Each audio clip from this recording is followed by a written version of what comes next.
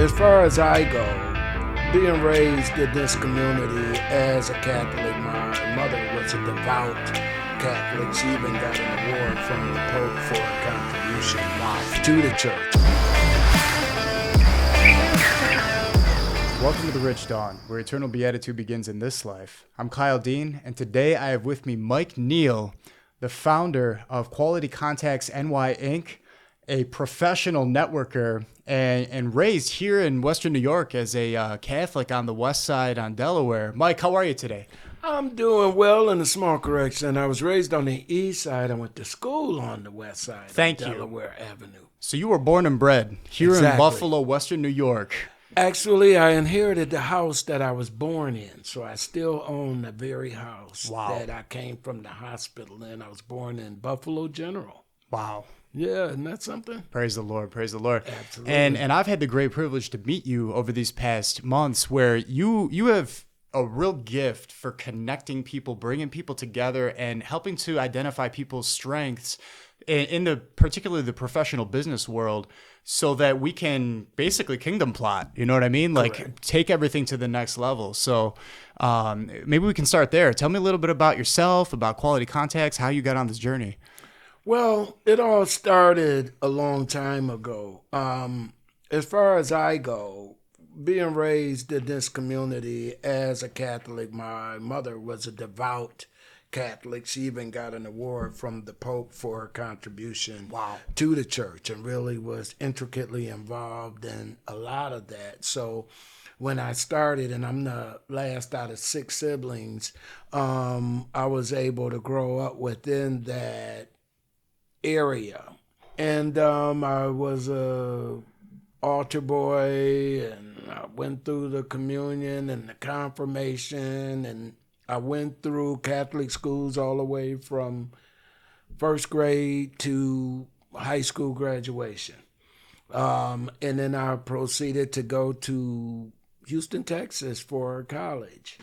I remember wanting to leave Buffalo and go as far south to get to warm weather as I possibly could. And I had an older sister that was actually working in the placement center of the college that I went to, that was specifically designed towards educating engineers. It was a small school called Prairie View A&M University. It's about 50 miles outside of Houston. I'm very intricately involved in the aerospace industry down there. So I got a lot of exposure there, but I didn't finish school. I actually left, lacking the finance to continue, thinking I would always go back. But that took me to another path in sales. And that's where I started seeing my true passion and calling in working with people, identifying what they wanted, and going through the sales process in electronics, furniture, appliances, things of that nature. So I love that particular aspect. And after working in that industry for about 5 or 6 years, making me a Houston resident for about 8 years, I decided to move back to Buffalo. But before I went to Buffalo, I moved to Atlanta. And in Atlanta, Georgia, I pursued further my sales career. I had a brother who was in the airport or the airline industry in Atlanta. So that was great.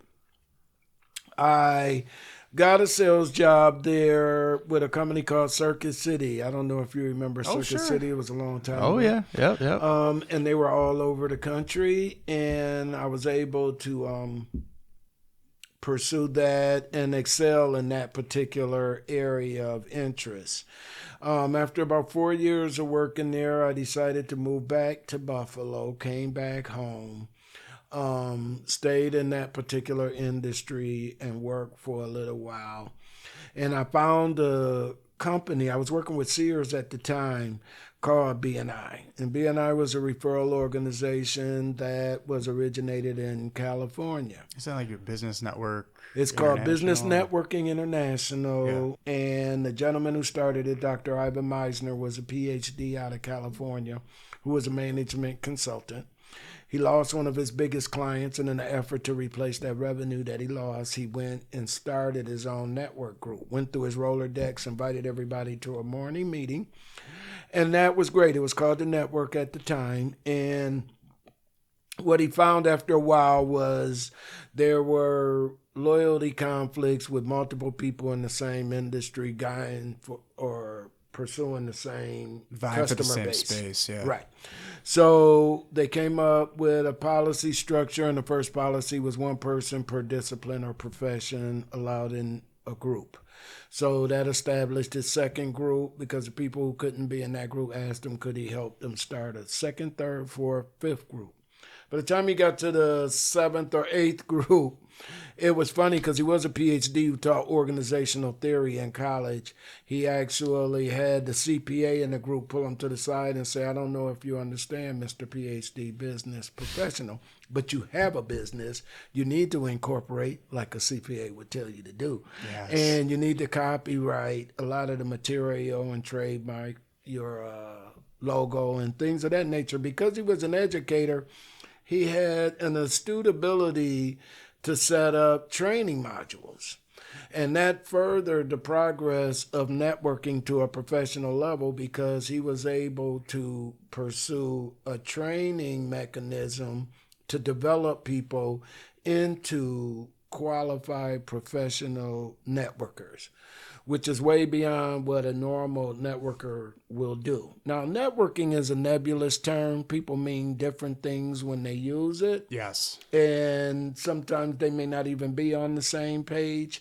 But what he was able to identify was number one, in one of his first books, he isolated to soft networking, social networking, and then strong or hard contact networking groups.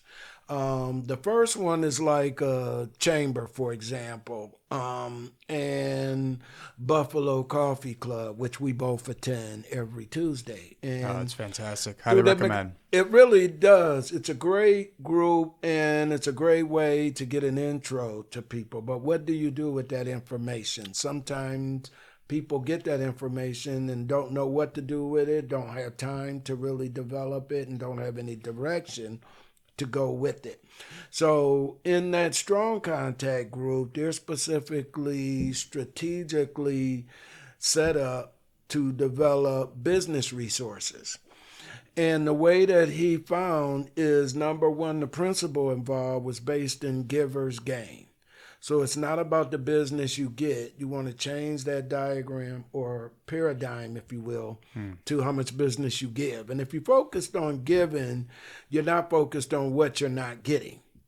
And if you do become a prolific giver, you find meeting on a weekly basis, it's hard for people not to want to reciprocate, thereby creating a momentum in a synergy atmosphere where everybody's exchanging and changing their perception of networking and driving more business towards one another. So that was very powerful with him. Over the years, he was able to develop and write books on the subject matter that were translated into other languages, which expanded his ideal and business model worldwide. I was very lucky to be in a position to watch him from the beginning and how he developed. It wasn't, he just came out one day, had this great idea, laid it out, and everything went smoothly. Oh no, quite to the contrary. He had a lot of ups and down bumps that he had to go through, and it was great to see how he navigated through that and the different aspects as the company matured and developed. The first lesson he learned was that as the group grew bigger and he got over 200 groups in the country, it was hard to keep strict guidelines in place because he couldn't be in all those places at once. Sure. So he decided to establish a franchise model. Now people were signing up to abide by the policies and procedures that he had already set forth. And that seemed to explode in a whole nother direction with what he was able to do. What I loved about it was he brought networkers from all over the world to congregate once a year in, at the time, Los Angeles. I remember a couple of years ago they were in Kuala Lumpur. And Okay. last year they were actually in Dubai or somewhere overseas. But Wow. it has moved on to that massive. But what it did, it gave me great insight on the business community worldwide. And I remember sitting down with multiple national directors who were people who launched that concept into their countries and understand their plight and their journey and how it was maturing and materializing. So, again, a great learning process for me to understand that the world is much smaller than we see, being in a small globe of whatever community that we're in right now. I always find myself saying the world only gets smaller every day. That's exactly right. And now with the influx of the internet and jets being able to take you anywhere in the world within a day, now you can actually create long-term relationships with people. And I've had people from Israel to South Africa. My mentor was from the UK, who actually launched Germany and France, eventually married native from China, moved to China. Because China's policies restrict outsiders from coming in and starting companies there, he had to have his wife launch the company in China. For those who don't know, China has about 300 million in the middle class. That's our Wow. whole country. No kidding, right? So I knew it was a tremendous, and I remember talking to him on several occasions to find out what his mindset was pursuing that type of adventure, coming from that background.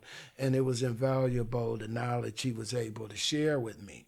So I was able to move around within that particular business model all around the country and start over 150 groups in different environments. So whether it was in the Northeast, the Midwest, the Southeast, the Southwest, the West, rural, suburban, urban, big cities, small cities. I mean, I've done it all. I've probably participated in over 200 chambers. And I wasn't doing it as a strategy or a mindset. I was just doing it because one opportunity would lead to another till I was able to buy my own franchise in the southern part of Georgia. And I loved it. I thought it was great. I started my business in January of 2008, which was the beginning of the economical collapse that we went through. Yeah, my luck. But it just tells you God works in mysterious ways, because I was very arrogant and cocky at the time because I had had so much success that I thought nothing could go wrong. And I wasn't really prepared for something out of my control, controlling my destiny. And with companies not knowing if they're going to even exist a year from now, they were not interested in participating in networking groups and building long-term relationships that they didn't know were going to even exist. So that was a point in time for me. And after 2 years, in 2010, I had to pack it up and close it and sell it. And it afforded me the ability to pay off the debt with what I sold it for and walk away with nothing but the knowledge that I was able to gain from that experience.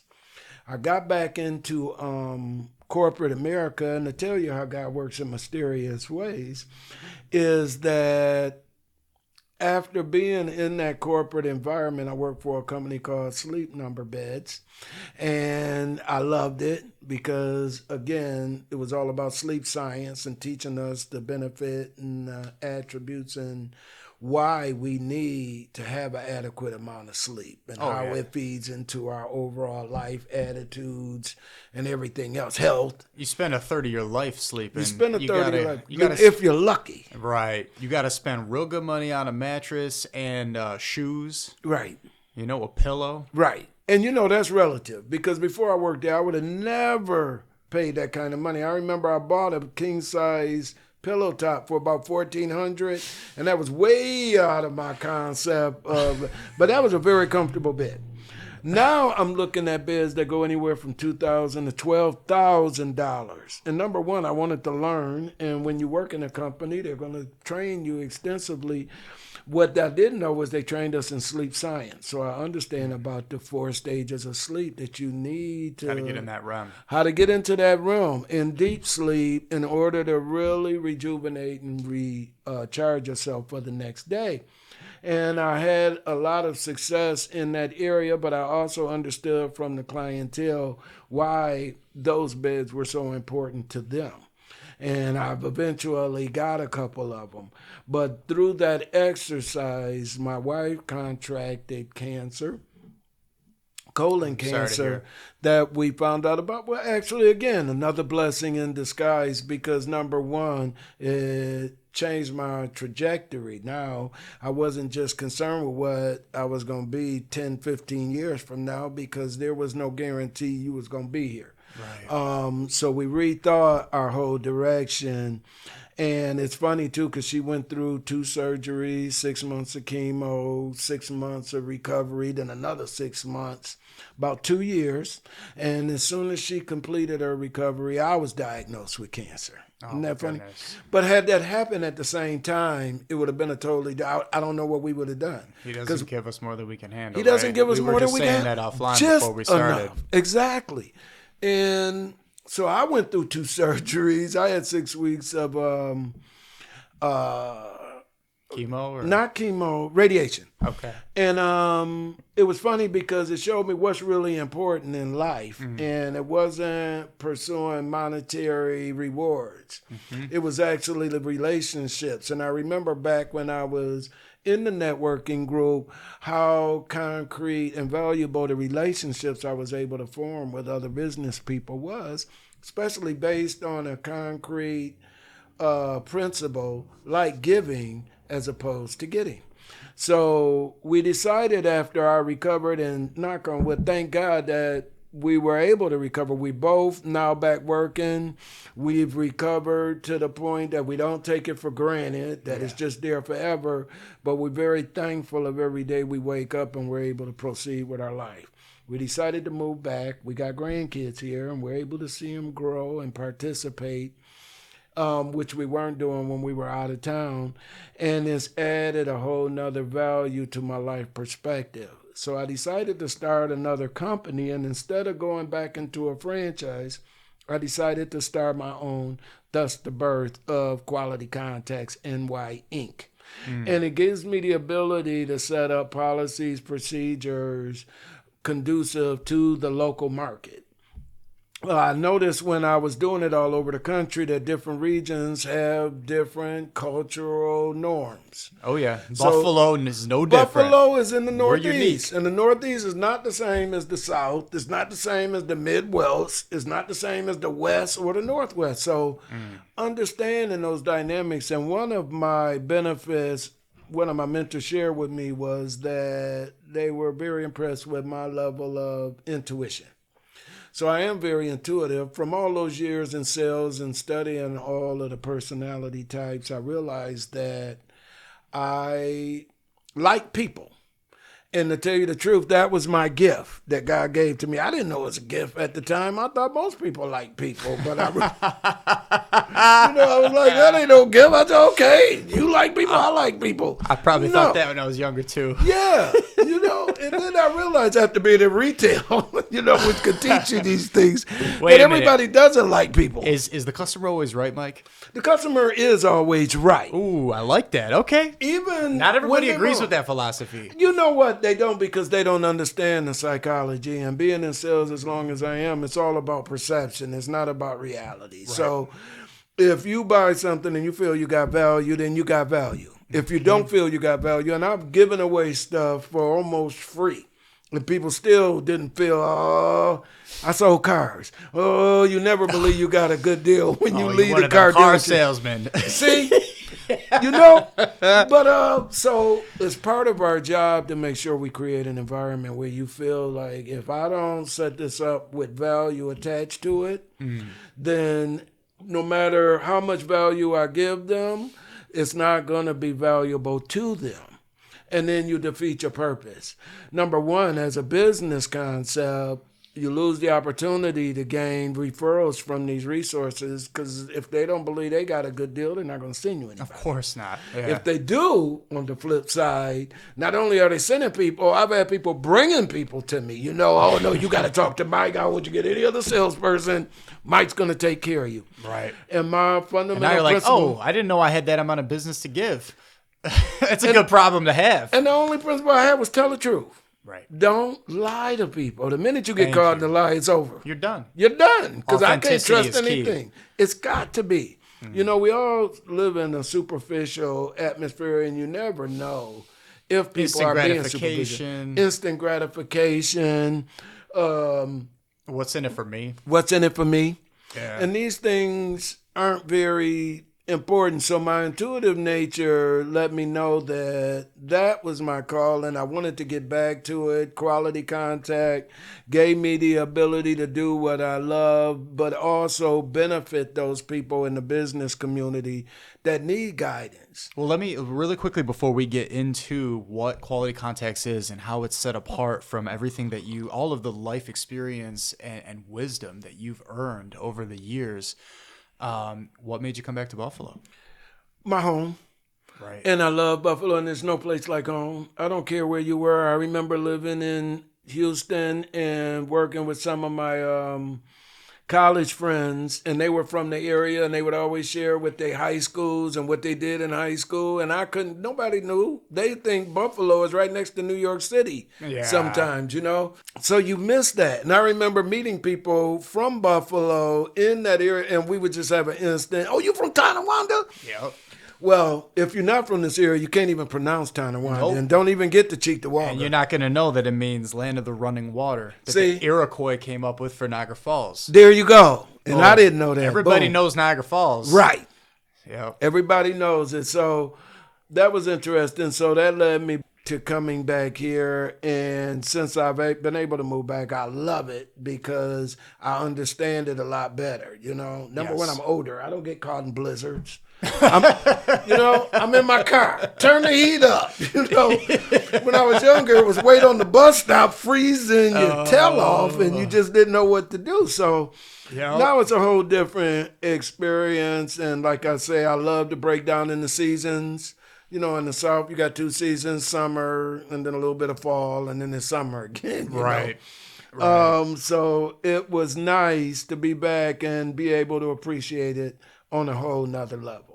Did that answer your question? It did on a personal journey level, but I know just from talking to you also that you genuinely wanted to give value with your professional networking prowess to the Western New York area as well. And I think that's where Quality Contacts comes in, right? Yes, that's exactly right. And the reason why I started Quality Contact, because I didn't see anybody else doing it to this extent, to where they were specifically setting up a strategy and showing people.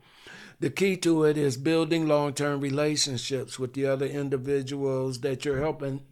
I could give you business, but I'm going to be able to give you a lot more business if I trust you and know you. Yes. So now you go through the 3 stages. Number one, you're going to refer business to one another.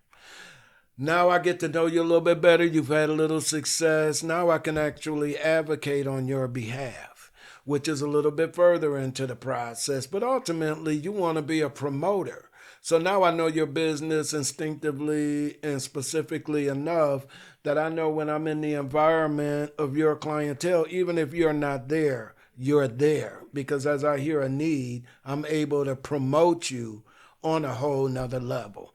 And that's where it grows into a whole different entity than just meeting up, leaving, and now you got a pocket full of business cards. Oh, this was great. Now you put them on your desk.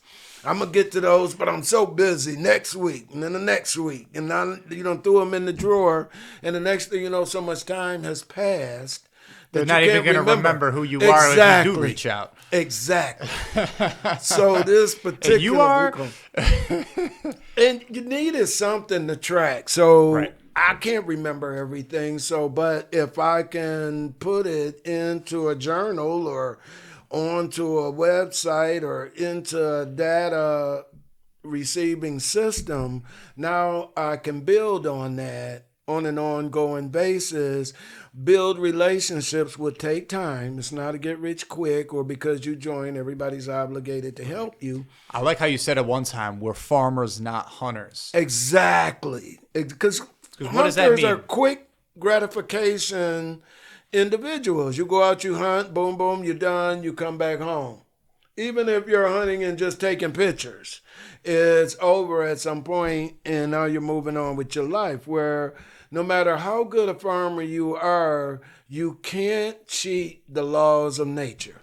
So you do have to till, then you got to plant, then you got to water and nurture and watch the sun materialize till you can harvest.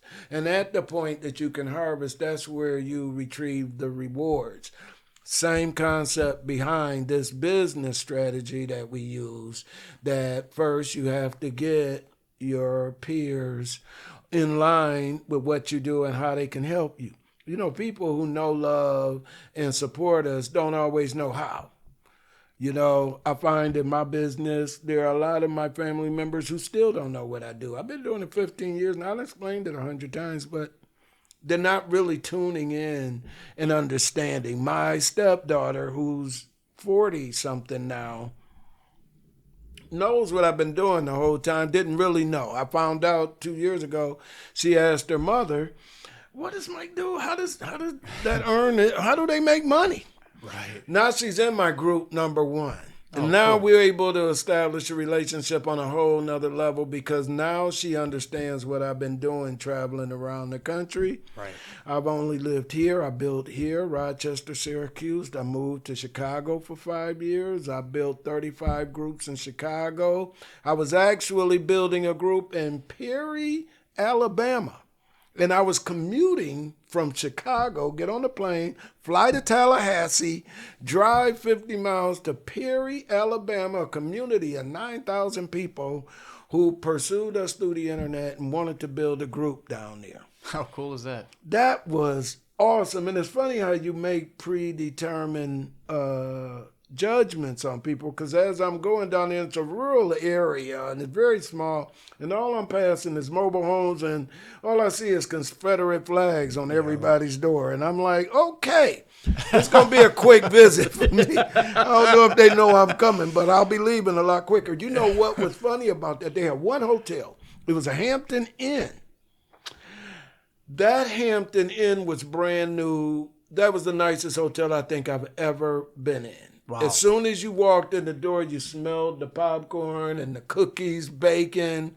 They had all these plaques on the wall for being number one in the country with now we're customer talking Southern service. hospitality. And they had a bed called the Heavenly Bed. Yes. And that bed was so soft.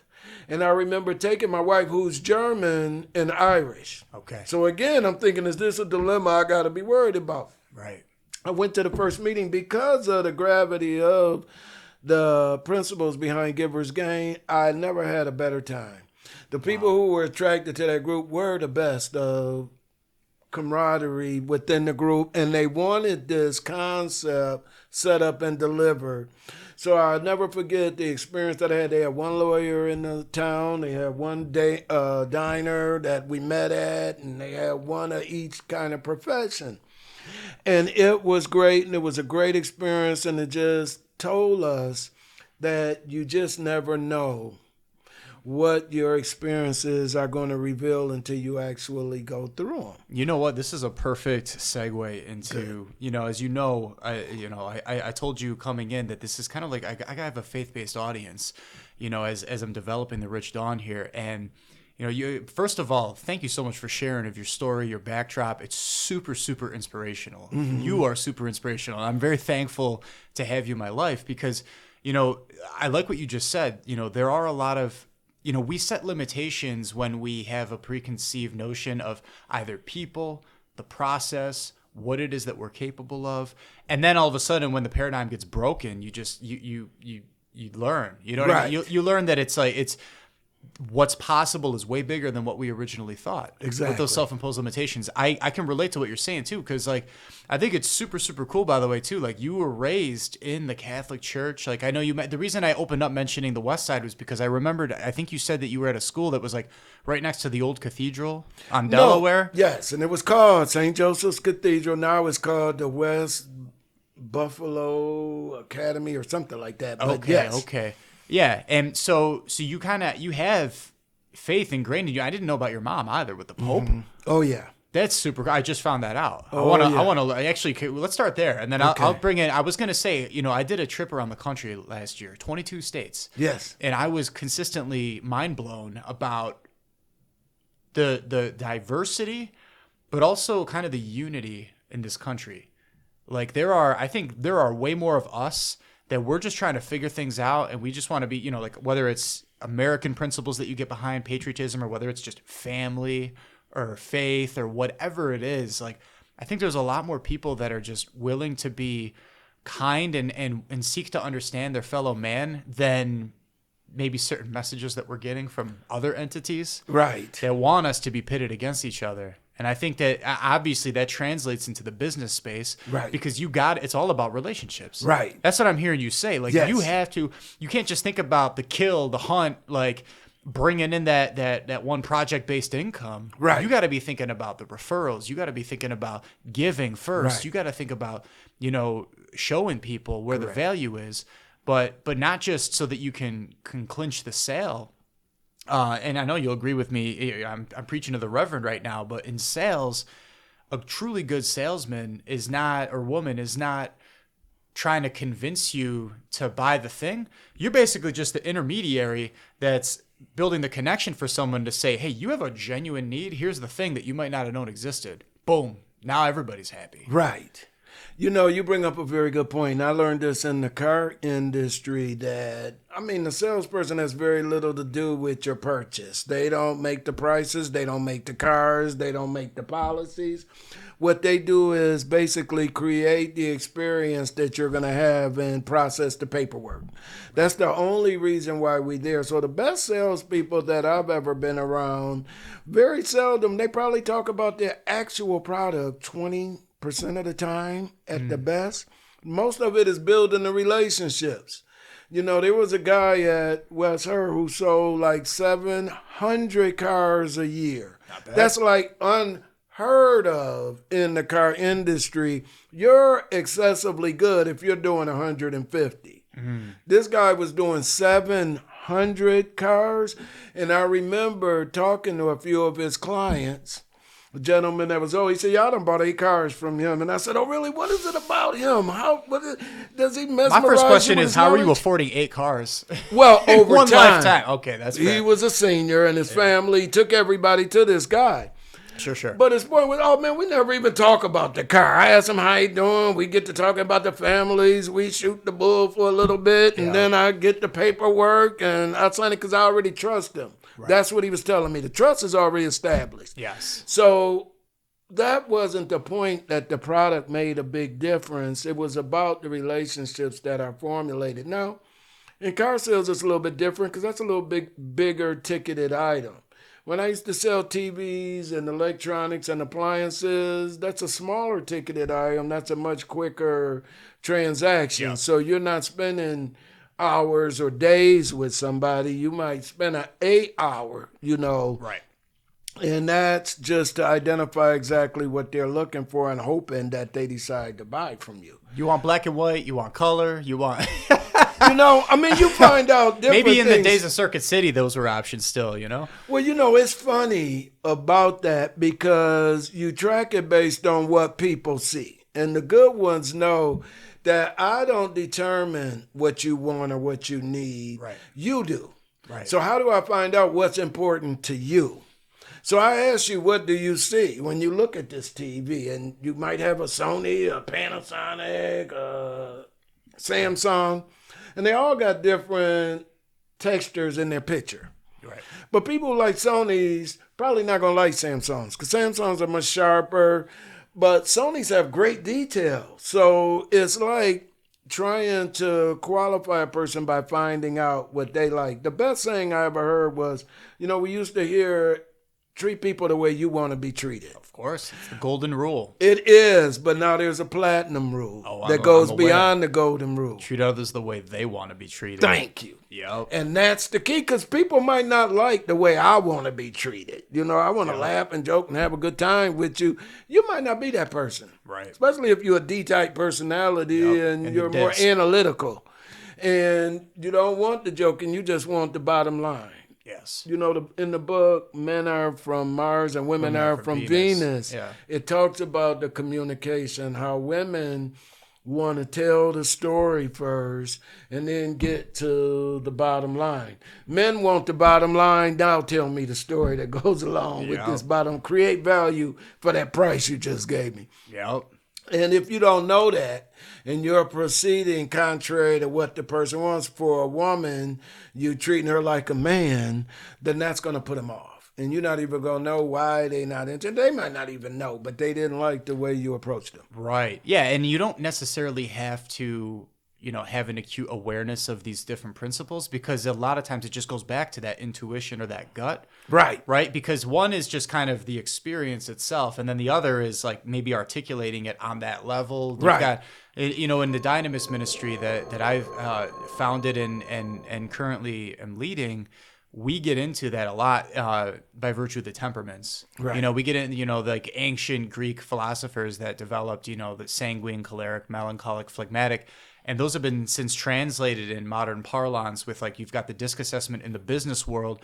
You've also got the Myers-Briggs personality test. You got all these different personality tests, but they all really kind of go back to that. Mm-hmm. And that's the platinum rule. Right. And I remember when I first was introduced to DISC, that's how they framed it. It's, right. It's that art of flexing. Right. Flex your communication style if you have the ability to do so, according to what you're seeing in front of you. Exactly. And that's good customer service. It is, and you're a chameleon for the most part. You want to make people feel comfortable in their environment.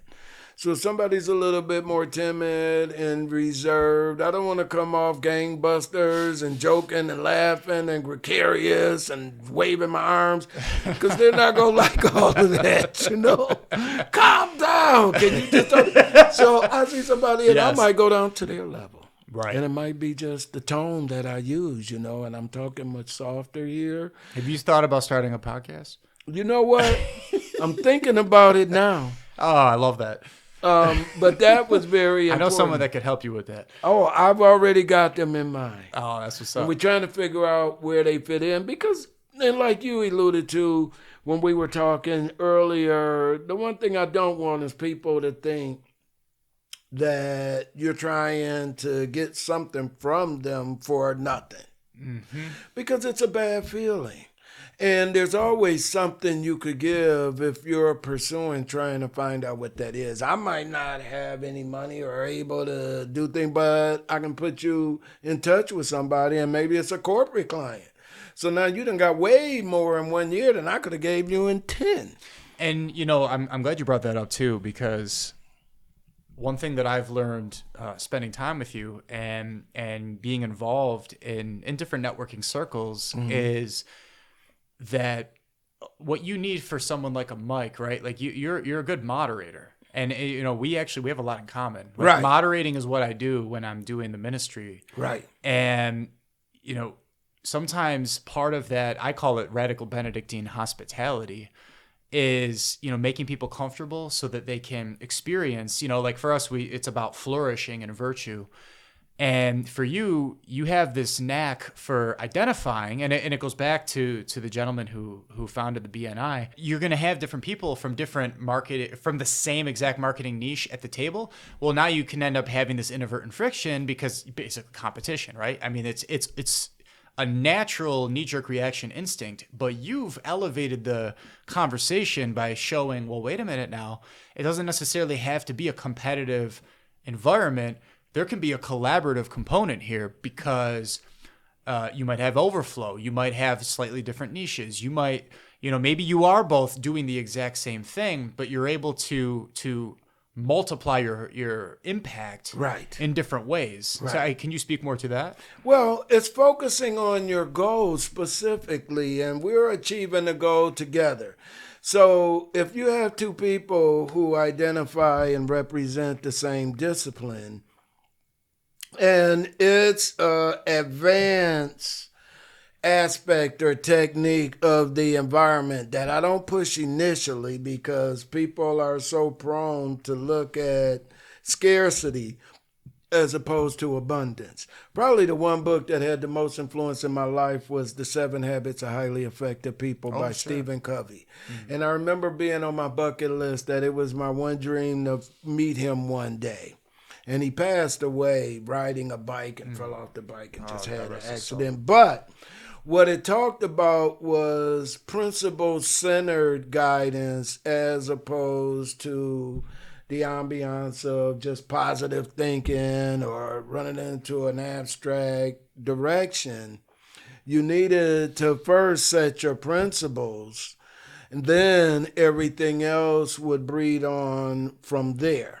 So he was able to get me to understand why principles were important and how that should shape the way I proceed as I move forward, as opposed to being guided by some, again, monetary reward, which is only short-lived, the fulfillment of it. I mean, you can't take it with you. I see these people passing away. I just think about one person specifically that died, and he had $600 million in his name that he had amassed over his life, not doing anything for anybody. Can you imagine all the good you could have did distributing that money? I found out when I was in that industry that 50% of the people who filed bankruptcy could have avoided it with only $400 a month extra in their budget. That's $100 a week. That's a fast food restaurant check. That's nothing. That's part-time. Right. But because they didn't have that, they had to file bankruptcy and lose a lot of the time and effort in their creditworthiness. And so it wasn't as important to achieve that particular goal. And I'm losing my train of thought because I'm looking at this thing on the monitor and I'm seeing my voice inflections. But you got me now. See, I would have never even noticed that till you told me. Now I see every time it gets crazy. I feel like Hopefully we're even. EKG. It'll make for, I was thinking of cutting this out, but we'll just keep it in here. It's organic. It's natural. It really is, and it's nice to see. But that's where that whole concept came from. Thank you for sharing. You mentioned principles. I'm going to pivot here. I'm going to bring it back to faith. So I brought this, and I told you I was going to show something to you, but without getting into it ahead of time. This is my why.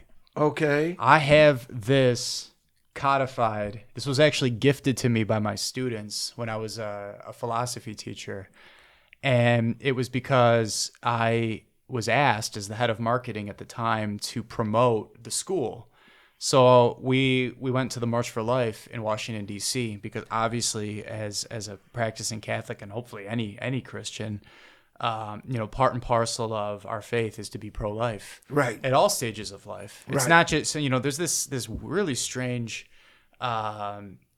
idea out there that, they just care about trying to be at the clinic, but then they don't actually help anybody. No, that's not true pro-life. True pro-life is from the womb to the tomb, natural death. You know what I mean? And helping people in any and every way and involving with that. That means, being anti-slavery, being anti-human trafficking, which is the 21st century scourge of that. Right.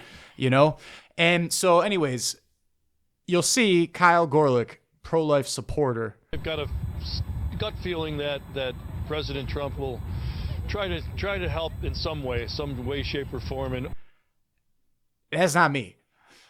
And that's because the news made a mistake. In fact, the gentleman's got a coat on that says Dominic. Oh. This gentleman's name is Dominic. Okay. I thought it was your dad. No. No, I never met this And you was gentleman a in my junior. life. Okay. And But that happened, and it's funny because every time I'd ever been involved in the media, whether I was featured in it or whether there was a mention of me, it was always something like this. Like something was either completely and totally inaccurate, or, there was one time when I was, sharing a bit about what we do in our ministry. Somehow words that I never said made it in there, and it made it sound like we were a certain kind of entity. Okay. And I mean this with all respect to all the different like news entities that are out there in the papers and whatever, but they don't always do it right. Right. They unless you have, feedback on the creative process, you may or may not be represented properly. And so it started with a laugh. My students were like, hey, there you are, Mr. Gorlick. and it was hilarious, especially because the gentleman's name is literally on his coat. Yes. I mean, you couldn't codify that any better. Right. But then on a more serious level, I was just like, well, wait a minute. Every single time anybody ever tried to put something about me out there that, to represent me, but without me necessarily, being at the helm in some way, shape, or form, they either got it dead wrong or just something really goofy, Okay. And finally, here we are years later. Obviously, we're on this podcast together. Right. I've found a way to harness my love for, really, I mean, the faith is at the core of my being. I appreciate the way that you mentioned it earlier offline. It's like your superpower in a certain sense, because you can't not be who you are. Right. But obviously, for me, it's a strange balance, because they say the two things to be really careful about are religion and politics. Well, I'm actually an apolitical person. I've always made that clear throughout my podcasts. But because that's true for me. Like, I think you need to be a spiritual referee of both sides. Neither are perfect. Life is way more complex than that. But religion, I'm all in. Yeah. And I can't ever not do that. Yes. So it's been an incredible journey to be able to take ownership of creatively expressing who I am in relationship to my creator. So this is my why. I've got it on my office. It reminds me of what it's like to be misrepresented and or to just be, if you don't get involved directly, then how are people ever going to really know what you're all about? Right. And, that brings me back to what you said earlier about my mom and her influence on me as I was growing up. My mom got her GED, and she was able to put 6 kids through school, give us all the opportunity to go to college, several advanced degrees in there. And it was very influential in my life, because what I saw was a very strong lady who raised these kids. Now, I mean, it's hard to figure out how people take care of 3 kids. They're very expensive. She took care of 6. And we never, although we weren't well off, we were never poor. Right. And the mentality was different, because my grandfather bought 3 houses in this neighborhood when it was an all-Jewish neighborhood. So we had revenue coming in from a real estate resource that a lot of my friends didn't, who may have been on public assistance or things of that nature. But my mother was very devout to her Catholic church, and she always planted in us the importance of the spiritual being within inside of us. Also, the independence and the ability to go opposite the direction that maybe the masses were going. Yeah. I was in the middle of the East Side. My mother was a Republican. Wow. She was the only Republican I knew. Okay. And my friends, they would give me razz all the time. A Republican? That was when Nixon was in the White House. And I didn't even understand it. In high school, I used to... And we're wearing red because we're being festive. Exactly. It ain't have nothing to do with politics. No, it didn't. But she showed me the power of following your own direction. She wasn't just a Republican. She was a committeeman. She was very involved in the Republican politics. Wow. Now, she may not have always voted for him based on what was going on then, but just the fact that she showed me, and I had the committeeman and the chairman of the Republican Party. We also had the Democrats over to the House because we was in that atmosphere and we were surrounded by Democrats. So it just gave me some insight that you can do what you want to, and you don't have to follow the masses, and help me to understand why I do what I do. You know, I had two questions on this front, and I feel like you kind of already answered my first one, which would be, how do you authentically express yourself in the business space? Because obviously they say in the business, avoid religion, avoid politics, because you want to cast as wide a net as possible. Exactly. You want to draw on business from both sides or from whatever faith expression. For me, obviously, I genuinely believe, I was raised Catholic, but I wasn't practicing at all from high school up until I had, profound conversion experience. And I didn't do it because it's what I was raised in. I didn't do it because my parents told me to. I didn't do it because, whatever. I reverted back into something that was familiar from before. I did it because I was given the why. And I realized, like, oh my goodness, like, one, there is a God. You can't have two infinite beings. It's mathematics. If there's an infinite over here and an infinite over here, neither of them are infinite anymore. That's right. You can't be infinite if there's something lacking. Right. So there's one. God is one. And then I'm like, okay, I believe that God is Jesus Christ, right? Part of the Trinity. And then it's like the Catholic, that's the Christian component. Then the Catholic component is like, you can ask Alexa, you can ask Google Assistant, you can ask whoever. She'd be like, who founded the Catholic Church? The answer will always be Jesus Christ. Versus every other flavor of Christianity. It's some man, usually some some white dude from the Middle Ages. Right. Right. When Protestantism started. Right. And so anyways, you kind of already answered my first question, which is, but please feel free to riff off of it further. Like, it's like, how do you be the most authentic version of yourself when you are going against that paradigm where people say, oh, well, you're gonna isolate people, or you're gonna, not resonate or whatever? Like, I know for me, it's like the more I'm authentic to myself, it seems like things just click. Yeah, and I agree with that 100%. I mean, you don't want to force anybody into your ideology because you don't know their circumstances, what environment they came up in, what culture they were raised in. So I'm always respectful and cognizant of it, but I know in my own experience, I'm a lot more successful when I'm authentic as opposed to superficial. So I don't just say things, but I also know from being in business, as long as I have that, those are the three things.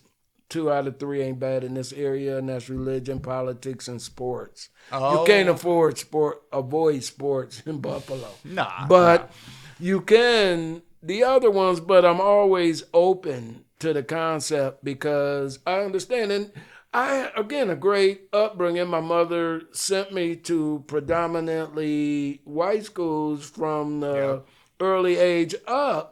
So I didn't have the deep-seated inferiority complex that sometimes you grow up with when all you see are like-minded individuals like yourself. Right.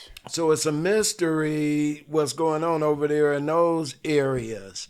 What I found in my upbringing was there's ignorance in every race, culture, and there's brilliance. Right. And good people and not so good people. So that was always influential for me. Not to mention in the Protestant realm, I was in several choirs growing up. So I was in the Catholic choir, Ave Maria, in a low tone. But then I was in a Methodist AME choir with my friend who had a beautiful voice, was thinking about going to Juilliard. I mean, that's how good he could sing. Nice. And I was in the choir with him. Of course, we just liked girls at the time. It was in high school.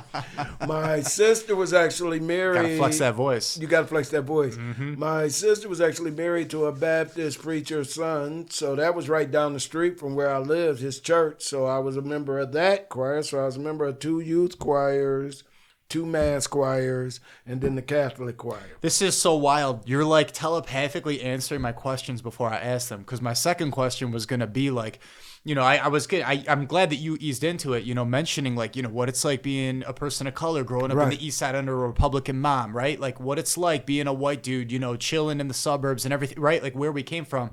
But I do struggle when people make things about race or whatever else, like in a forced way. Yeah. So I was going to be like, hey, you're talking about going down south to Alabama and, like having a perception that it might be a rough experience. And by the way, because there's precedent for that, right? That's right. It's not like it's you just have to feel a situation out. Unfortunately, that's the downside of human nature when we're not at our best. But Correct. so I was just going to say, like, what is it like, growing up as a black dude in, the Catholic Church in Buffalo, because it's predominantly white. But so you already kind of answered the question, and it's all about the frame of mind. It's Right. about, you don't have to develop these different complexes or these different perceptions because, you just kind of, you're a product of your environment, right? Nature, nurture, like basic psychology growing up in adolescence. So I'm going to pivot the question now, in the form of a brief story. Like, so my wife and I got married at a specific church by an African priest who's from Tanzania, and most of the people in the congregation are of European descent, but it's like we rely on him as our father in order to even have access to those sacraments. And so we have a tremendous devotion to him. And we're thankful. And it's funny because I think there's some misconceptions in the faith community of people maybe different colors and where you end up by default because of your upbringing. Right. Where, like, because have run into conversations with some of my like, I'm thinking of this young woman who grew up in the black community, faith-based community as a woman of color. And she kind of was saying, like, we were talking about inviting each other to each other's churches. And she was like, here in the black church, this is like what we do and this and that and whatever. And I was like, wow, that's super interesting because I don't think of church as something of color at all. Like, right. I think it transcends that. And then she was like amazed to find out about our pastor. Yeah. Because that's not the default in our area. So that's not what people are generally necessarily exposed to. But you go to Africa, the Catholic community is booming. In fact, many are regarding it as the future of the Catholic Church. Okay. In Africa and Asia. So it's not, and that's what it's supposed to be about, right? Catholicos means universal. It's the universal. It's for everybody. All races, a part of this faith is in the Book of Revelation. The Book of Revelation mentions that. So there is no room for authentic faith expression with this, like racism and all of this garbage. Right. It just doesn't even make any sense. Right. To me, anyways. So how do you feel about that? Like, do you have I'm sure you have a very unique perspective being raised in the Catholic Church as you were. Like, it's not a faith expression isn't a race thing, even though culture is super important part of it. I guess is what I'm trying to say. Well, what's funny for me is you talking about the difference between the theoretical aspect of what religion should be and then what we actually face with when we put it in the hands of man. And I know growing up, even in the Methodist Church and in the Baptist Church, they're separate because you got the First Baptist, which is not the same as the Southern Baptist. Oh, yeah. And there are differences, although they're the same. And it always puzzled me how people can use religion as the basis to create conflict. I mean, all the way back to the Crusades. How can you justify, under the banner of religion, killing each other in any religion? Because they're all based on humanity and us living together and being able to excel. But I see a different flavor now than I saw growing up, and I see more, for example, non-denominations coming into play. Right. That don't put a label on it, but want it to be inclusive and still add tribute and pay contributions to the book and the lessons that you can get from the Bible in any particular case. So I think that, it's all out there. I don't participate. We used to go to mass. And then when I started moving all around the country, actually, we were going to churches everywhere. So we saw this big, beautiful church when we used to live in Macon, Georgia. And we saw this beautiful church when we lived in Chicago. And I saw this beautiful Catholic church. These monuments, were significant and extensive. And it just broadened my understanding of how much we have more in common. Yes. So my hope springs eternal, that as we continue to come together, we understand there's more that bring us together than what separates us. Right. And that's the business mode as well. I guess in the faith space, that's what we would call ecumenism, right? Because ecumenism is all about an interfaith dialogue to be able to build those bridges. Yes. And we do. We need to start with what we have in common more so than our differences. And I would say when it comes to, I think it just makes so much sense on a human level that if you don't feel welcome somewhere, why are you going to want to be a part of it? Right. And so if you've got I've seen it even in the Catholic Church, you get this like weird racism vibe because people they expect things to be a certain way, and it's like that doesn't line up with the transcendentality of what we're actually supposed to do here. And you see it in other faith traditions, Christian or non-Christian, Right. big time, Right. And then you see it, of course, with people that are agnostic or atheist or whatever Right. other many different myriad of faith Right. traditions that are out there other than the monotheistic ones. And so to me, when I look at something like that, I'm thinking, I don't think a conversation about, culture where race is certainly an important part of that, because I think we do need to celebrate our differences just Right. as much as we need to figure out what unites And us. it is a celebration. Yeah, and that's You're how that's what it's right. supposed It's to the be. benefit. It's the spice of life to be able to enjoy the differences that separate us. And with me moving all around the country and having exposure to all of these different cultures, I remember in Houston, I worked in an apartment complex where we would go and paint the apartments after people moved out. And there was Is that like Habitat for Vietnamese. Humanity or? No, this was just a job on Nice. the summertime from That's good. but it put me in an environment where the majority of workers were Vietnamese.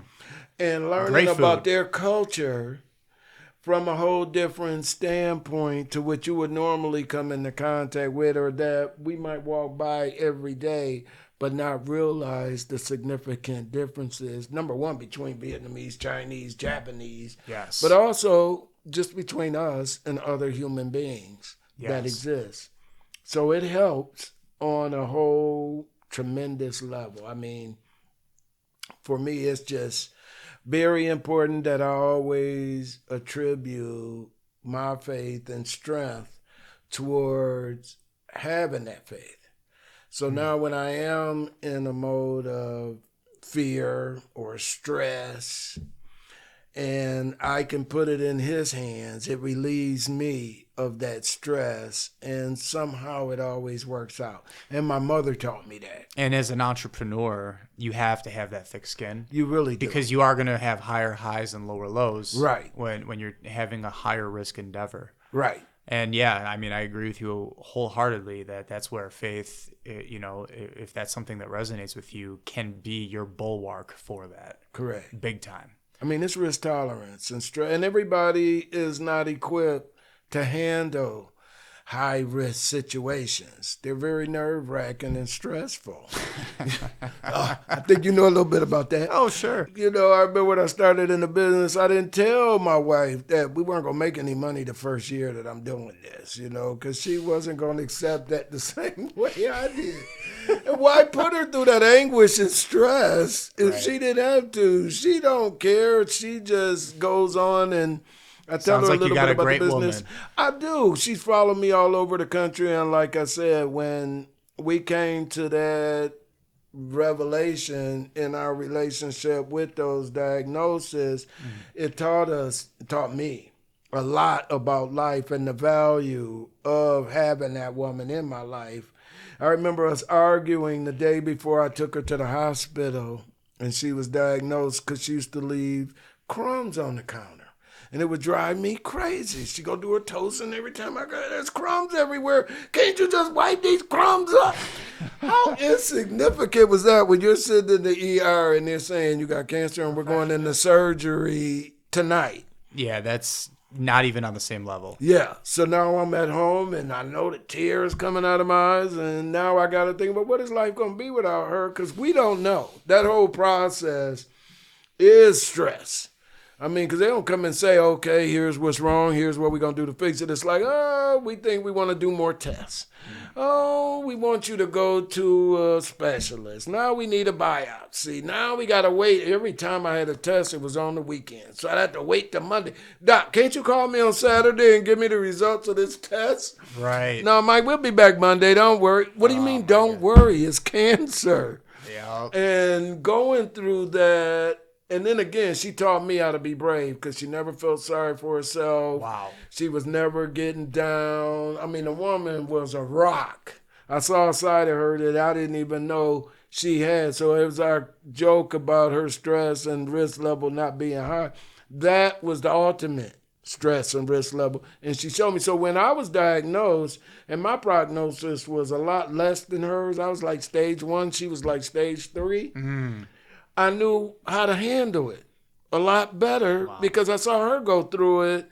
And it was a little bit more than she wasn't a wimp. I can't be a wimp because she wasn't a wimp, you know? Yup. But She was your life teacher in she that was regard. my life teacher in that background. And I leaned on her just like she leaned on me. And we made it through it. And although it did cause some inconsistencies, I mean, I went through my whole investment portfolio, and thank God I had it, because we didn't have to short any of the recommendations in the treatment. So if I needed a specialist and it was a copay, I was able to pay it. Or if you needed to go here, or the medication, which I went through $150,000 that it took me 8 years to save up. Right. In the course of half of it through her showing you how God works. And I still had half left, and I saw that as, thank you, Lord, you gave me half. And then when I was diagnosed and I was flat on my back and I couldn't work, and I realized that short-term disability doesn't cut it. It was like $250 a week, which is not enough to live on. I mean, you do groceries is $100, you know. Then I was able to lean on the rest of that to get us through that period till I was able to go back to work. So it showed me a different aspect. And even though I came out with nothing, I eventually had to file bankruptcy.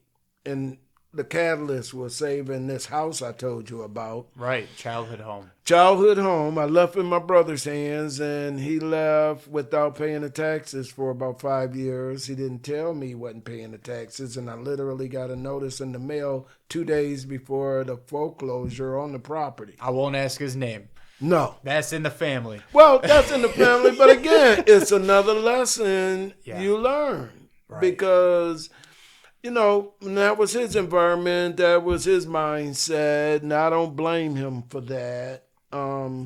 But it gave me another basis for a lesson that still guides me to this day. And you know what? I've talked about this with faith leaders, and it is a gift to have the faith to lean on, to be able to absolutely to manage these highs and these lows, and to place it in his hands, because it is literally, for anyone who does resonate with a faith-based message, it's the trademark of the Holy Spirit to bring you to the brink, right, to the point where you're not in control anymore, right, and then God fixes it or helps you through it, or gives you just what you need to overcome it. And that's literally, he does that so that you know it's him, for one. Right. And for two, you learn to surrender. Right. And to lean on him. Right. For that strength. So if you're not in that mindset, you may or may not pick up on those patterns, but they're there. And you suffer. They're there. Yeah. And because our Lord said, pick up your cross daily and follow me. So it's not about, and you see that even in Buddhism or whatever else, like, it's not about eliminating suffering. It's about learning to suffer well. Right. And we call that the science of the cross. Exactly. So. And it is a psychological awareness that helps to guide you through, because otherwise we would probably go crazy. With all of the stress we face. Oh, yeah. You got 3 little kids, and I wonder what it was like. Every pregnancy, you worried every day. Is everything okay? Is you okay, honey? Oh, my God, those births, everything. Well, as long as you asked. Yes. No, I'm huge. I'm a huge fan of home birthing. Okay. And natural birth. I'm not gonna. Did you use a midwife? Yeah. Okay. Yep, a doula, the whole nine. Actually, in the midwifery community, they were trying to rope me in to become a doula, or I guess a doulo, since it's doulas for ladies. And that's not super common because having men at the birthing experience. So I didn't end up taking them up on that. But it was a very, very kind gesture for them to say you've got that kind of personality to make people feel comfortable, even in a space like that. Right. But there's some purists, and I respect that. They're like, men shouldn't be doing that. That's for women to do, and it's like, all right, and at the end of the day, obviously, it's up to the husband and wife. Right. You know what I mean? That's their decision at the end of the day. But anyways, all that to say, my wife was hesitant about it at first, but I was kind of the rock at first to say, we can do this. It's going to be okay. Thankfully, we happen to live in an area where we have, close access to a hospital should we need it.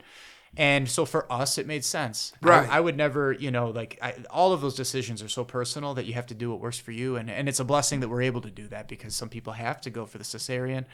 And we've talked to couples like this actually in our faith community a lot that some have had the ability to go for the VBAC after and whatever, but just on a personal level, we're big advocates of it. And to answer your question, I didn't have time to be stressing because I was delivering. Right. I was there for all of my children's births. That's amazing you would say that because my experience and encounter with midwives, I had a group in Georgia, LaGrange, Georgia, and this gentleman joined. He was about 75 years old, and he was an old OBGYN. And I remember he showed up at a meeting, and even I was puzzled. Exactly why would you, at this point in your life, want to do this? And he was a giver, and he loved it, and he had birthed like 5,000 human beings. Yes. And those are good numbers. And I never even knew midwives still existed. He said, oh, yeah, I've got 12 of them. Oh, yeah. That work under him. And I learned way more about that environment that I ever could have in any other circumstances because he was trying to help us understand the value of those particular environments and what they do give to the individuals who have to go through that. Yeah, I mean, we just spoke with a young woman recently who pointed out that when she went through the hospital system, because it all depends. Different hospitals give, the women, the family, more or less autonomy. Mm-hmm. And the less autonomy you have, if you want to have that autonomy, obviously that's not a good thing. Right. For someone who, you should be able to, that is such an important time of life, a critical time of life, to be able to make certain decisions. And obviously one of the things that's important is the skin time. Mm-hmm. As soon as the kid's born, you have to, in fact, they've shown there's these videos where if a woman gives birth in nature, the baby away? Well, just in nature, let's say there's no modern medical apparatus around, the infant after being born still attached to the umbilical cord, which is another important part. You want to let it pump the nutrients for at least 10 minutes. Let it go until it stops throbbing. At one point with the modern system, they just, the baby comes out, snip it, go. And slap it. You miss out, that too. You miss out on like nutrients for the rest of that kid's life. Like that's a really important part of the bond. And then the bonding with the skin. If left to Mother Nature to run its course, the infant will actually crawl its way up onto the mother's chest on its own. Okay. If it's got the strength to do it's instinctual. Yes. That's how it works if we don't get in the way. Right. So in a hospital, I don't know, and this I can't speak for all of them, but they actually bill that as a line item. Okay. To take the baby and to put it on the mother's chest. I'm sorry, that's not a billable line item. That's nature. Right. That's like, so it's a mentality thing. It's a philosophy. Mm-hmm. People have their different philosophies about, how that should work. And but the more armed you are with the knowledge, the more you're able to gain the confidence, make those decisions.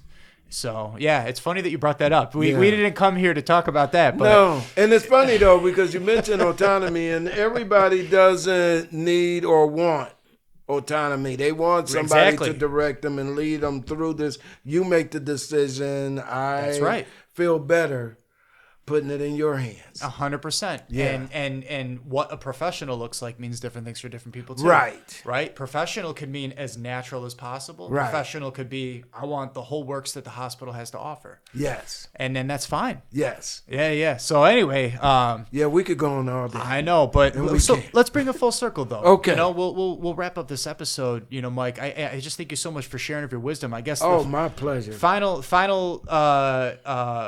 words of wisdom to share for you, like, you know, bringing it full circle. You have to be tough to live the entrepreneurial journey. It's all right to be faith-based. You know, my thing is preach the gospel and when necessary, use words. Sometimes that's been attributed to St. Francis of Assisi. He may or may not have actually said it, but it holds either way, right? So you can cast a wide enough net to really connect with people.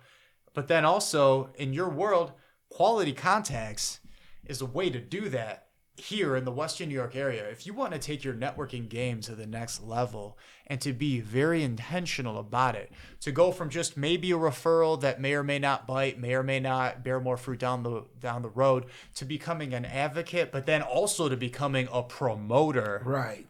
Quality context is the way to learn about this Absolutely. and to plug in. What are your famous last words?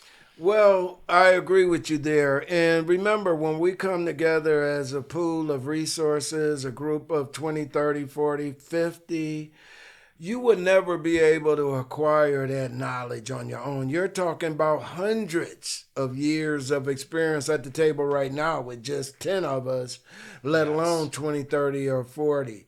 So I always go back to what Mark Twain said a long time ago, and that is that we're all ignorant.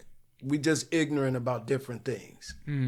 And understanding that, being able to tap into resources like the one you're exhibiting here today is not one that I would have wanted to put in the time to develop. It probably would have took me, you talking about it took you time to set up. It would have taken me 2 weeks to set up because I would have had to go back to Google to find out everything I needed to know about the mic, the monitor, the projectors, everything.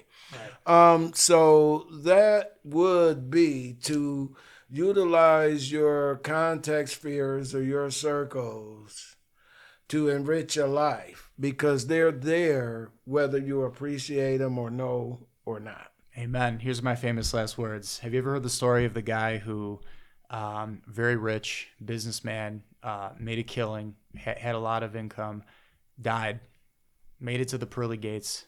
St. Peter met him at the gates, and the gentleman said, wait. I have one thing that I really, really need to bring with me. It's my legacy. It means a lot to me. And his guardian angel approved it. They went back to this world, and he had these gold bricks that he worked so hard to stack up throughout his life. He's like, I got to bring them. Puts them in his bag, comes back to St. Peter. And he's like, okay, I'm ready. All right, we got to check in your items, this and that.